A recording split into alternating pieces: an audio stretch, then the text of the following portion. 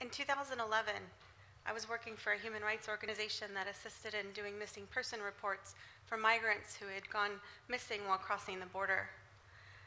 At the time, I had a practice of sending those reports to a friend of mine who worked in one of the humanitarian aid organizations. They went out regularly on patrol in the desert looking for migrants in medical distress or need. I'd send the reports just in case they ran into someone who matched a case that we were looking for. And one day while I was at school studying, my friend called me to tell me that a mutual friend of ours had found a body in the desert and that something had triggered her memory. It was the clothing description of a 14-year-old girl from El Salvador that we were looking for. The report said that she was wearing bright green shoes.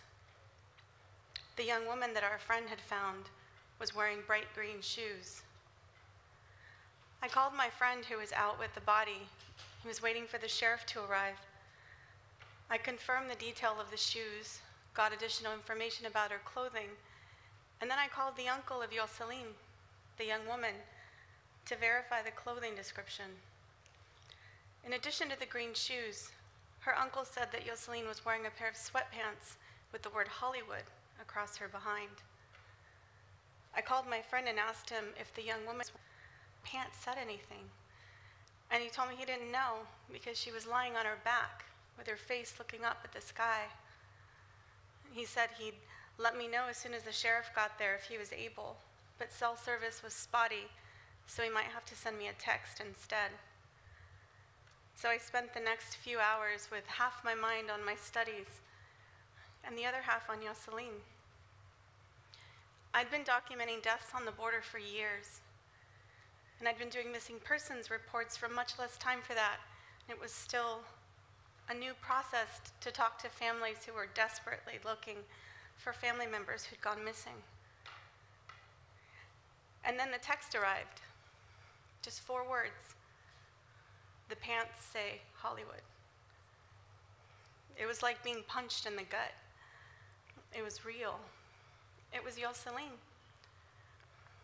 I called her uncle and I repeated those same 4 words, and I heard him sigh.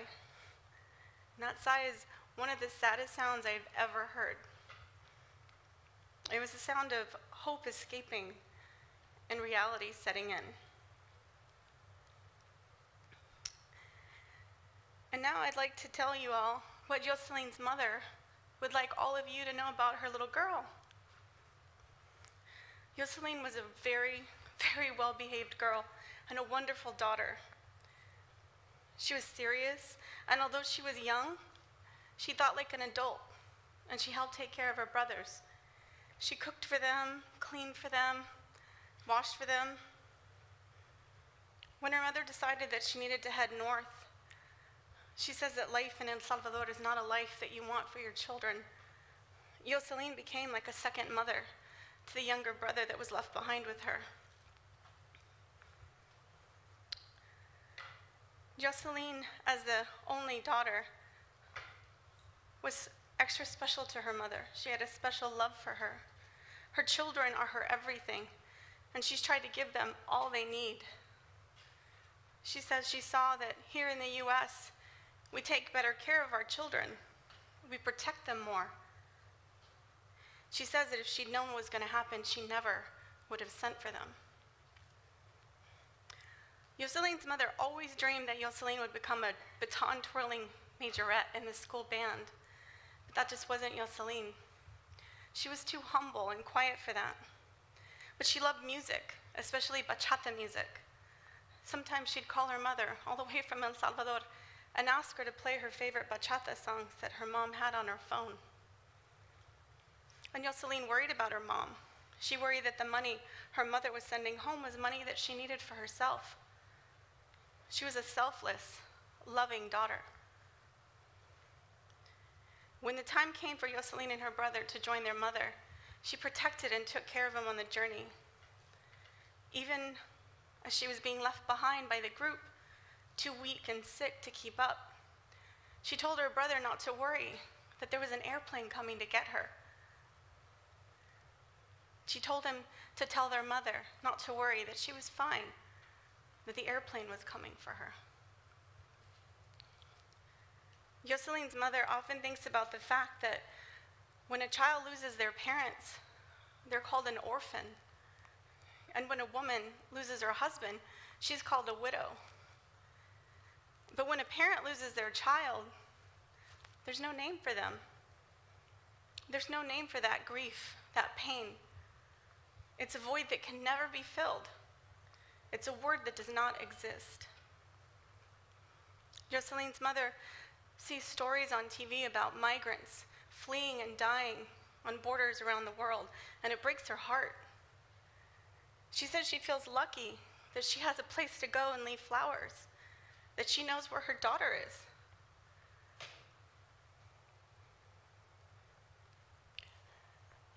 She's come to the decision that maybe God took Yoselin to spare her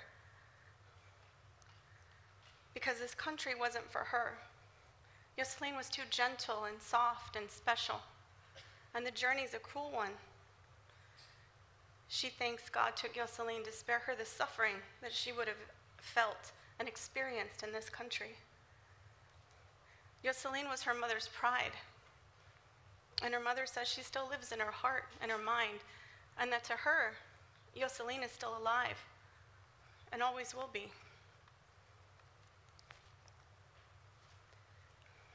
I moved to the border of Arizona in 2000, and I've been doing border justice work for nearly 15 years.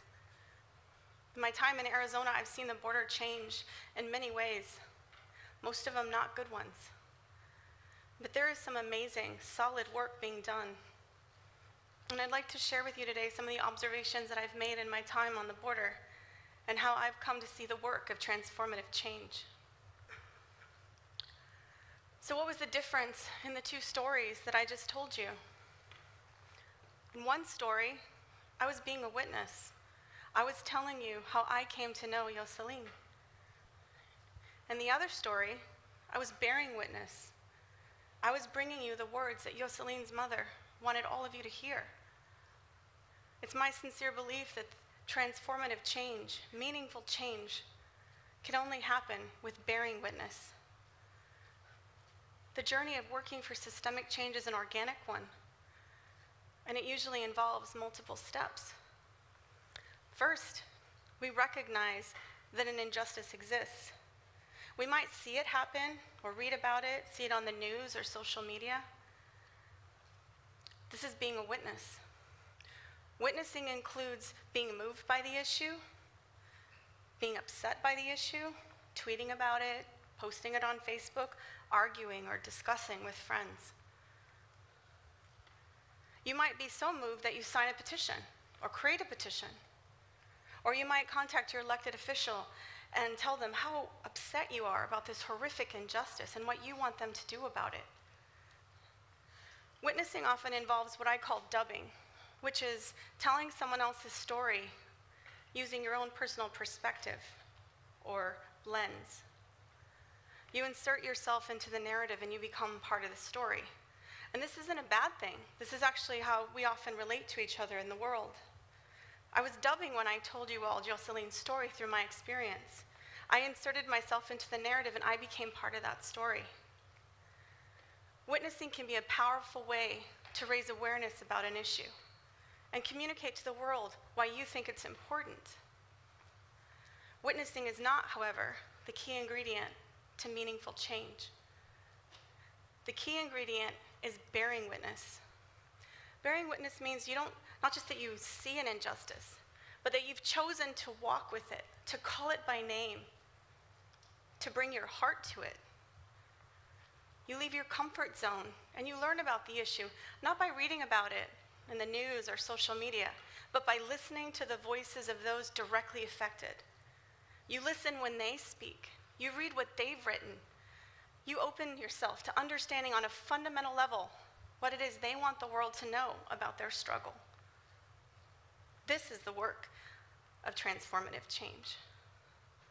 A vital part of bearing witness is owning and accepting and understanding your relationship to that injustice.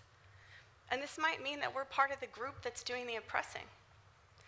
It usually means we come from outside the community where the injustice is occurring. It often means we're benefiting, either directly or indirectly, from the injustice. Bearing witness means that you accept all of those messy pieces, and you're standing as a witness to the injustice, to the need for change, and you're committing yourself to the affected communities.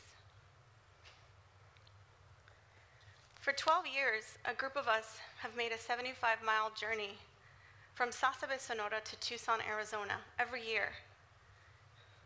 We walk on one of the many trails that migrants take to reach the other side. We call it the Migrant Trail, and we do it to bear witness to the tragedy of the deaths on the border. This is not a migrant simulation experience. We walk long hours in the heat in the brutal Arizona desert, but we are not migrants. We can have water whenever we want, and we know that water is clean.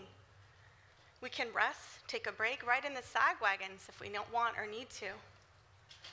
We are intentionally putting ourselves in that space to recognize that it exists. We can never strip away our privilege and say that we truly understand what those who make that journey have felt, but we are physically putting ourselves there to bear witness to the fact that it exists, that it's occurring, and that we think it should change.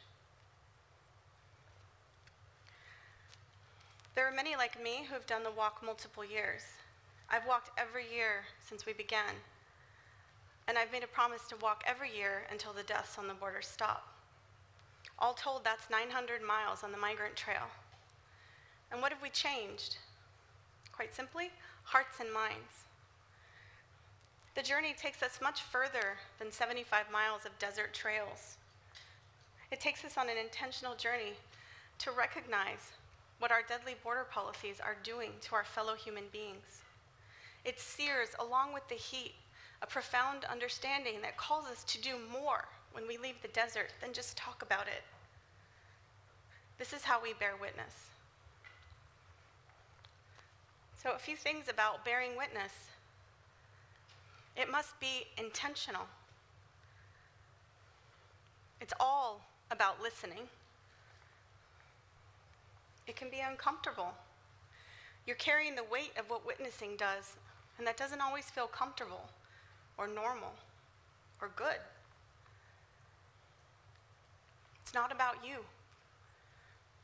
This struggle does not belong to you the way it belongs to the communities who are affected and those that are doing the work of change. Bearing witness means that we understand this. The act of bearing witness is not a simple one, and it can be very easy to slip back into the mode of being a witness. I can speak for myself and say that there have been times in my work over the years where I've lost my way. I thought that I should tell a story, or that I should be somewhere because I was needed. And we are all needed. It just isn't always in the way that we want or think we should be needed. That was a really vital and important lesson for me to learn. And it's a lesson that I have to remind myself constantly to be vigilant about. The act of bearing witness truly is a life-changing one. You know things that are wonderfully and terribly impossible to unknow. You're standing somewhere sacred. And now you have to do something about it, because bearing witness carries with it the responsibility of doing something with this new knowledge. I'm proud to be part of an organization that does this well. The work at the Colibrí Center for Human Rights is about bearing witness and being part of change. We work directly with family members who are reporting their loved ones missing. We accompany them through the process of reporting their loved one, of gathering necessary information. And we facilitate the process of identifying loved ones so they can go home to the families who ache for them.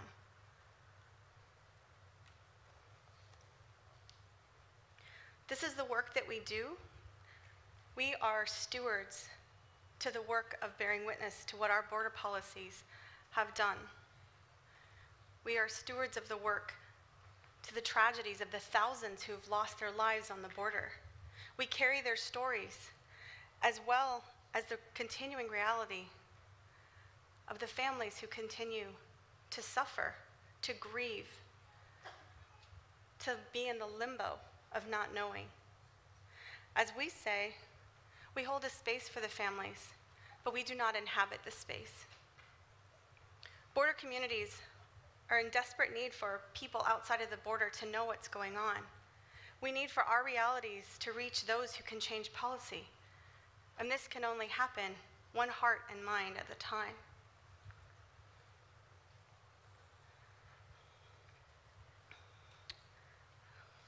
I'd like to just say one thing about bearing witness,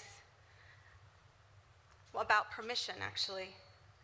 It's absolutely vital, necessary, and non-negotiable that we get permission from people to share their stories.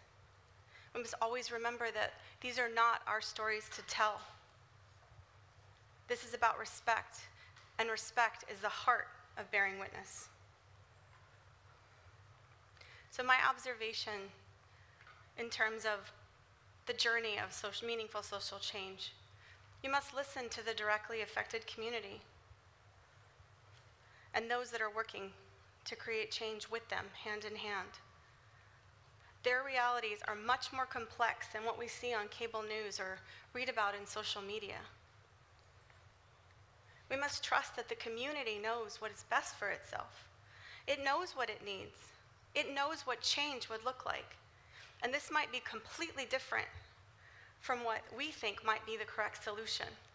But we have to always remember that it's not our decision to make. Those decisions belong to the community. And bearing witness means that we respect that first, middle, and last of all. And we must follow the community and those that are working with it. When they organize, you join them. You do the work that they ask of you. You work hard to amplify, not dub. Amplification means that you're raising those voices. It means that you're creating openings, spaces, where the voices of those directly affected can reach and change can take root. We follow the community in the journey that they've chosen for themselves. This is about bearing witness. So that's my invitation for you today. I'm inviting you to put yourself out there. Take your heart to that place. Listen, trust, and follow. This is the work of bearing witness, and this is the work of creating change. When I asked Joceline's family for permission to tell her story, both through her experience and mine, her uncle said to me, "Yes, we support anything that makes sure that her story doesn't die. We don't want her forgotten." Bearing witness today has allowed me to fulfill my promise to this family, and it ensures that Joceline will not be forgotten. Thank you.